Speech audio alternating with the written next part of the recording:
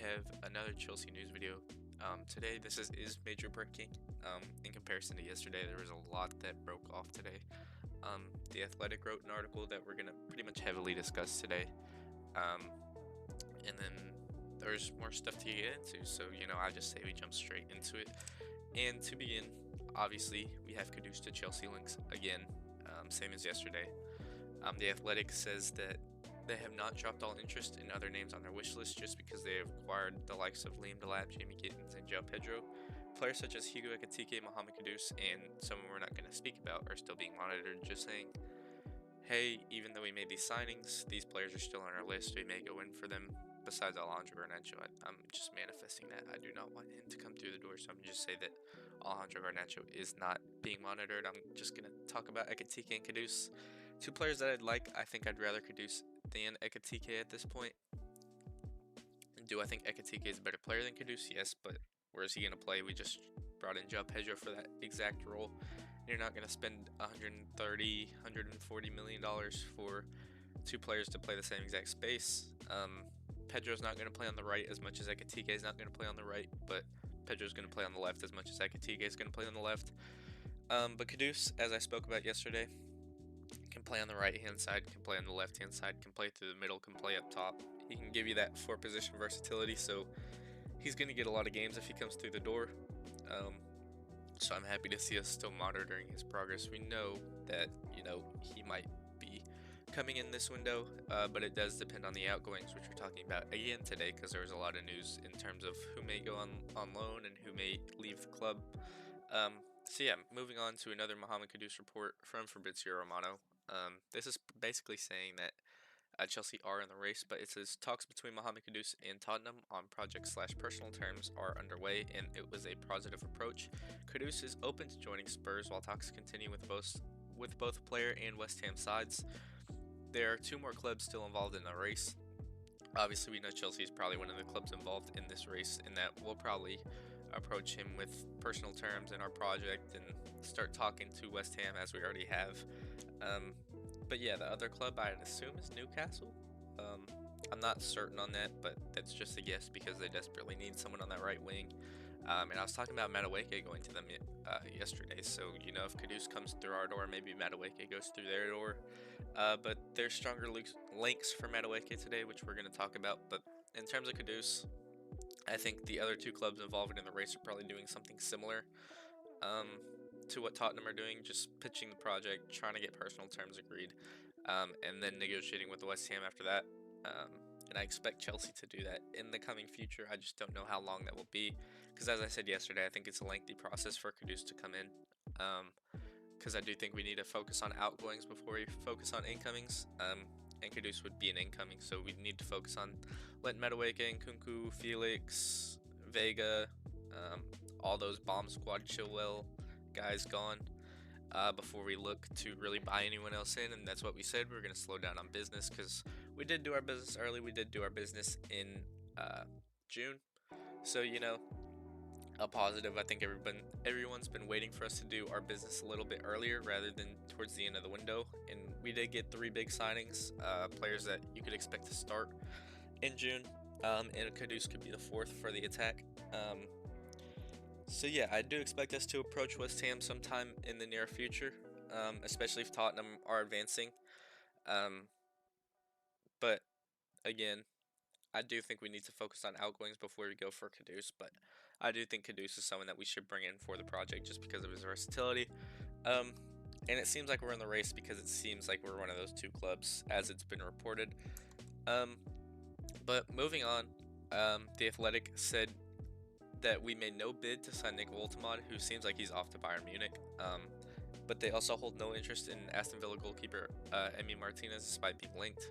It was a random link. I can't remember from what source, but it pretty much got shut down in like 30 minutes by Ben Jacobs, and I can't remember who. Maybe it was Fabrizio that said no, but yeah, we got linked to Emi Martinez, got shut down right away. We were linked to Nick Woltemade, and then I guess nothing just came to fruition there, and Bayern Munich agreed personal terms with him. It seems like he's going to go off to Bayern Munich. I think that's great for him. I think it's a better move than to move to the Prem. He needs to build up his physicality if he wants to come to the Premier League. So I think Bayern Munich would be a right step in that direction. Um, but then again, he's probably just going to stay at Bayern the rest of his career. He's German. It's a big move for him. And he can back up Harry Kane and be a perfect backup for them. And he's a really good player. He just isn't the strongest at that 6'6" frame. Gets bullied off the ball quite a lot. But two players that we're linked to that Chelsea just drifted away from and are not linked to anymore. Moving on to the focus on being on outgoings. Matt Law says that Nani Madueke is attracting the most interest. But Chelsea are anticipating interest in Jackson and are prepared to sell Nkunku. I'm intrigued to see where we sell Nkunku off to be honest. I think it's going to be Manchester United or someone like that. Or someone off in Germany or someone off in France. Maybe Bayern Munich come in, or Leipzig come back in, or PSG, someone like that come in for Nkunku. But Madueke is attracting a lot of interest. We're going to touch on that later in the video.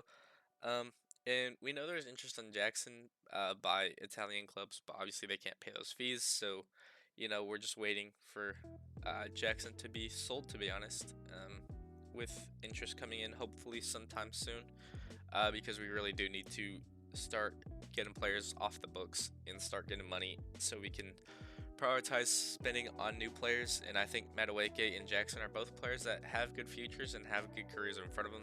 And I think they could stay at Chelsea and still be valuable players for us. Obviously, we're not forcing them out. It's just if teams match their valuation, they're going to be at the door. But I do think that Jackson does need to find his head a little bit. 2 red cards in the last 3 games is pretty much unacceptable. He can play this Friday against Palmeiras, but I mean, it's unacceptable getting 2 red cards as a striker in 3 games. And Madueke, I just think, needs to be sharper. Very direct, but just needs to be sharper. So, yeah, I wouldn't be mad at selling them. But then again, I wouldn't force them out the door, which doesn't seem like Chelsea are doing. But moving on, we know this already, that Petrovic is going to leave. But we know now that he has a gentleman's agreement with Chelsea that he can leave for £25 million and has interest from up to 5 teams. So, pretty much not an official release clause, but it is a release clause at the end of the day. It's a gentleman's agreement that if someone bids 25, yeah, you can go off. And it seems like a team from Turkey might do that, or Strasbourg. But yeah, he has interest from up to 5 teams. I expect Petrovic to be at the door in the near future because once one bids, I'm sure many others will bid, and then Petrovic gets to choose where he wants to go. But £25 million, I'd say a little cheap for someone like Petrovic. I think we could have got 35, 40, but not going to complain. Money through the door, profit on the books. Petrovic leaving.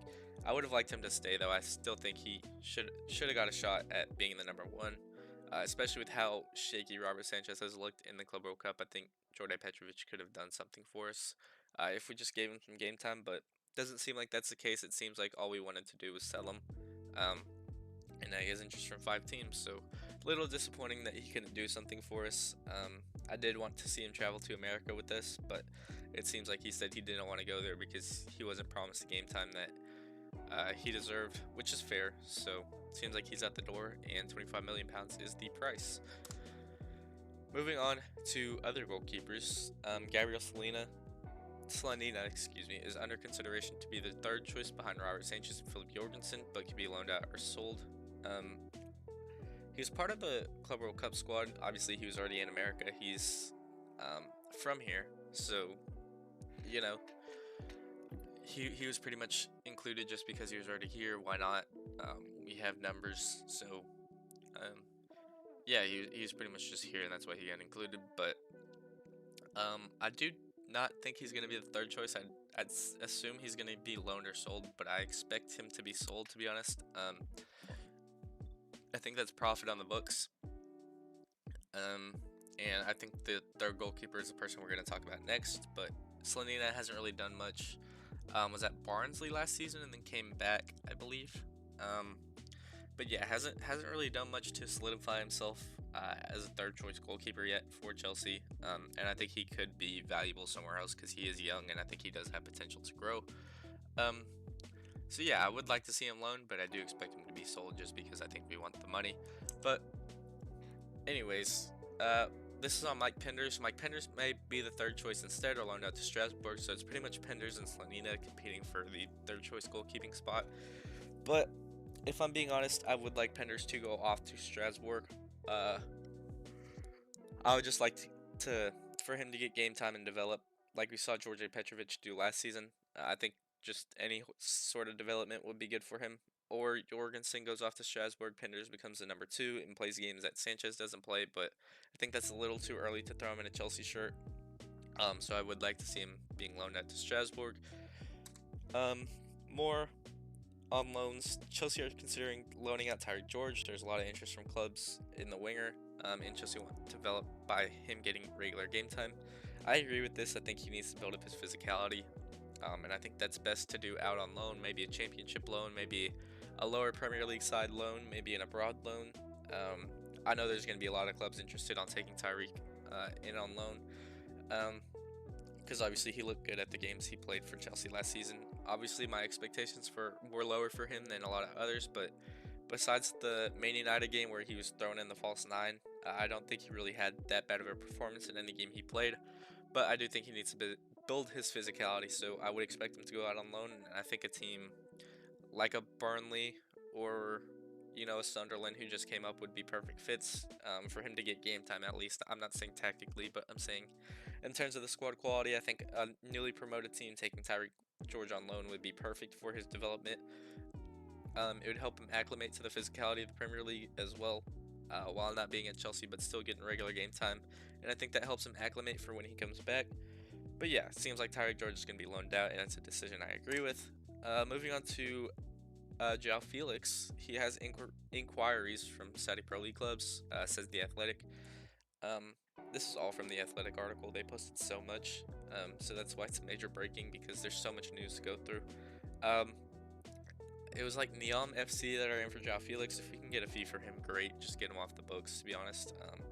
Not a player I want to suit up for Chelsea ever again. I do think he has the quality to do that, but I just don't know what happened. I don't really know what caused it all to just blow up in the span of 6 months. But yeah, Joe Felix gonna leave. Um, I know we signed him because Conor Gallagher went the other way, but could have got Samu. Um, and I think that would have been much better for our striker position. But whatever. Joe Felix is leaving, most likely to Saudi Arabia. And I think it's gonna be that Neom FC team that we keep speaking about. Okay, sorry, I clicked two buttons at once and now I'm back. But basically what this is saying is that Jackson and Madueke are attracting interest, but they're not considered untouchable. And Arsenal are one of the clubs interested in Madueke. Basically what I touched on earlier, that if a team matches our value, they are going to leave, but we're not forcing them out the door, and they can still provide an impact for us. If they stay, if a club doesn't match their valuation, it's not like they're part of the bomb squad where it's just like get out the club. No, it's not like that. They can still provide an impact for us. They're still going to play for us if they don't leave. Obviously, two impactful players for us last season. I expect them to be decently impactful for us this season if they stay. But then again, if someone matches Madueke's 50 to 55 million price tag, and then Jackson's 45 million price tag, then I expect them to go out the door. And yeah, that's pretty much it. I mean, if you match valuation, they're leaving. If you don't, they're staying, and they're going to play for us next season. It's not like they're pretty much forbidden from the first team anymore. But that's on Jackson and Madueke. And moving on to another loan, Mark Guiu. Chelsea intend to talk to him for his plan, as he expected to leave on loan. Ipswich are one of the clubs that are keen, but I would like to see him just move on to Strasbourg. I know there's a limited amount of international loans, and Ipswich could be a good loan for him, to be honest. Obviously physical enough to play in the Championship, physical enough to play in the Premier League too. But I think just finding regular game time at Ipswich would be a very good loan for him. But then again, he could be a third striker for us if Jackson leaves and we don't bring anyone else. It could be Delap, Pedro, and then Guiu, which is a fine rotation. You have the two guys that I'm not going to say are established for Delap just yet. Obviously had 12 goals in the Premier League last season, had pretty good goal record if you're talking about playing at Ipswich, who got relegated. 12 goals at a relegated side is fairly good. So not established, but has proven himself a tad bit. Pedro, I would say, is established in the Premier League. And then you have Guiu, who's developing.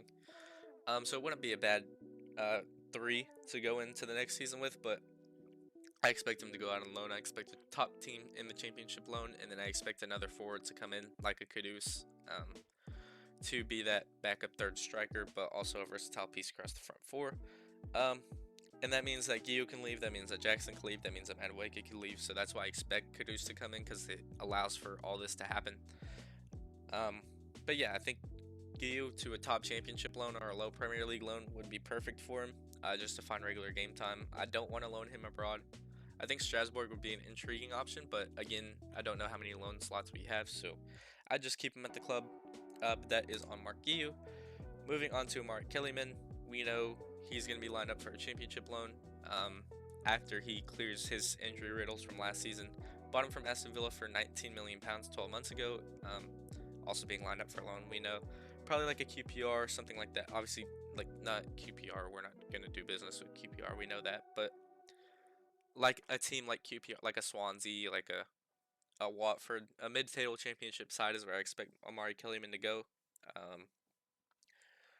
So yeah, that's on Amari Kellyman. Not much to say. Haven't really watched the player, to be honest, because just only played U21s. Hasn't really been a senior figure yet. But loan up to the championship, and then two more outgoings: Amogu and Kenji Paez. We already know are going to spend 25-26 at loan or on loan at Strasbourg. Excuse me. Amogu, we know we brought him in last January. Played a little bit for us in the Conference League. But yeah, we expect him to leave, to be honest. I think everyone expects him to leave. Just going to be one of those profit signings, I believe, that loan at Strasbourg, build up his value, sell him, get the bigger profit. We signed him from Saint Etienne, I believe. And then Kendrick Paez, we know, has a pretty bright future at the club. We've been looking forward for him to come in for a while now. But now he's going out on loan to Strasbourg. And I expect them to absolutely ball out, especially if they play Europa League or Conference League football. I expect them to do really well in that competition. I think Kendrick Paez will be a key part in that, but the loans are pretty much confirmed for both Kendrick Paez and Matthias Amogu. Moving on to Nani Madueke potentially leaving. This is from Pice on June 27th, reiterating what Fabrizio said, that Arsenal discussed Nani Madueke internally this week as a potential option. However, there's no proposal or talks, and it's an open situation. And then Fabrizio said again today, Nani Madueke remains one of the names on Arsenal's shortlist. No bids or proposals so far. But then Florian Plettenberg said that Arsenal have already submitted an offer to Nani Madueke, basically saying that they're looking to agree personal terms. The 23-year-old winger could leave Chelsea in the summer. Talks have started. Madueke is one of several top profiles Arsenal are assessing for this position. So pretty much Fabrizio cleared this up, that's saying no, nothing has happened yet. But I do expect something to happen here. I do think Madueke does leave, to be honest. I do think he goes to Arsenal. Do I want him to go? Kind of. If it means we bring Kudus in, because I think Kudus is more of a floor raiser than Madueke is. I think he could give you more consistently than Madueke does. So yeah, I would like to see Madueke leave if it means Kudus comes in. But if Madueke leaves and we don't find anyone else, then I would just like Madueke to stay. But if we get 50 million for him, I'd take the 50 million, to be honest. I do think he's a good player. I do think he's a player with a bright future, but just maybe not here. And maybe Arsenal, he can be a very good rotational piece to Bukayo Saka. Obviously, we know his injury history isn't the best. And then he can play on that left-hand side whenever Martinelli's on bad form or anything like that. So yeah, I think Madueke's best days are probably not at Chelsea, and I expect him to most likely leave this summer. But moving on, there was a major exclusive today. Nottingham Forest have agreed to deal with Olympic Lyon for Malik Fofana, but there's no agreement on the player side. I don't expect him to really go there just quite yet. But this is what I wanted to talk about. Fofana waiting for Champions League clubs, with Chelsea still keen on the player. I think that we will look to agree to deal with Olympic Lyon. I think it's too good of an opportunity to not look at, because obviously Olympic Lyon were relegated to Ligue 1. So I expect us to agree to deal with him and look to bring in Malik Fofana, and that's great competition on the left wing there. Means that you have three very viable options to play for you there. In Gittins, João Pedro can play there. Fofana would be able to play there. And then if you bring Kudus, you have a fourth. And we know that Kudus is going to have AFCON next season. So, Malik Fofana, Pedro can play in that 10, and Malik Fofana and Gittins can pretty much battle it out for the left wing spot when Kudus is gone, but Kudus is predominantly a right winger, so yeah. But I do want to see us go in for Malik Fofana. I think that'd be a great signing for us, to be honest. Very creative, very good at creating for others rather than Gittins, who's the more direct player. So you get the two left wing touchline profiles that contrast each other depending on the opposition. And I think the deal would be cheap, to be honest, since Leon were relegated. Um, so hopefully we can go in for the player. I think everyone would like to see him come through the door. Anyway, moving on again to Malik Fofana. Fabrizio said that Chelsea are still looking at some attacking options. Malik Fofana is one also in December and January. Remember, Chelsea and United spoke about Garnacho and Nkunku. Just erase that from everyone's thoughts. Their options for Chelsea, but sales are also going to be important. So yeah, basically saying that Chelsea are still looking at Malik Fofana. And hopefully he comes through the door, because I think it'd be a cheap overall deal, especially again because Olympique Lyon were relegated to Ligue 2. I don't expect the fee to be that high at all. I know they're asking for like 42 million, but I expect that to be like 25 million at most now. So yeah, hopefully Malik Fofana, we move for him, because he's someone I'd definitely like to bring in. But if it was up to me, I'd rather Kudus than Malik Fofana, and I'd like Malik Fofana to go somewhere else. But again, he'd be a great player if we were to bring him through the door, and he's someone I'd be happy for us to bring it in. Moving on to Chelsea squad size, we want a first team squad of 22 or 23 players, 8 or 9 of whom he wants to be attacking options. So we want 8 or 9 attackers, pretty much 3 at the striker, winger, and or right wing and left wing positions. I think our squad size is going to be more around 25, 26 to be honest, but I think 22, 23 is a little slim. Obviously it means that's 2 11s, but we know how big Chelsea's squad is once everyone returns from loan and everything like that. I know there's a lot of bomb squad players, but I do expect us to play with 24 maybe, 24, 25 instead of 22, 23, but that's what Maresca wants, and it seems like we are trending in that direction. And then what are we looking at in the transfer market now? We know we're wanting to start next season with 9 attacking options. Haven't ruled out adding another if Madueke is sold. We know that Kudus is probably that addition. And then Chelsea are exploring the center backs market, and we talked about Antonio Silva yesterday, who's probably the top target that the fan base wants as of right now, but don't know for sure yet. And then João Pedro's deal is done. He just signed his contract around like 50 minutes ago. Now it's been 20 minutes of recording, so yeah, he signed his contract 50 minutes ago. And it's going to be a deal until 2033. FIFA allows teams to make up to 2 additions for the knockout phase, and Gittins cannot be included, but he's going to be added to the Club World Cup squad. He's going to be able to feature in the quarterfinal against Palmeiras if we want him to, but I don't expect him to be honest. I expect him to make his debut in the semifinal. And then lastly, Chelsea believe Gittins and João Pedro are players that can make an instant impact, but have also lots of room to grow into even better players. That's why they decided to go for these 2 options. I agree. I think they're very ceiling raisers, but I think Pedro is also a floor raiser. And I think Gittins, with just who we had at the left wing, is a floor raiser, but if we did have a solidified left winger, I'd say that Gittins probably had more potential, but maybe not the biggest of a floor raiser. But due to who we have at left wing, I think Gittins definitely is a floor raiser. But that is everything. If you did enjoy this video, please be sure to like and subscribe. It was a lot. The Athletic article gave us a lot of updates on who's going to leave the club out on loan. But again, if you did enjoy this video, please be sure to like and subscribe. Thank y'all so much for the support y'all have given me recently. I've grown this channel pretty much double of what it was not too long ago. So yeah, thank you for that. And stay tuned, because there may be a second news video today, depending on how much comes out. But yeah, thank you so much for watching. If you did enjoy this video, again, please be sure to like and subscribe. And as always, it's Repulse, and I'm out. Peace.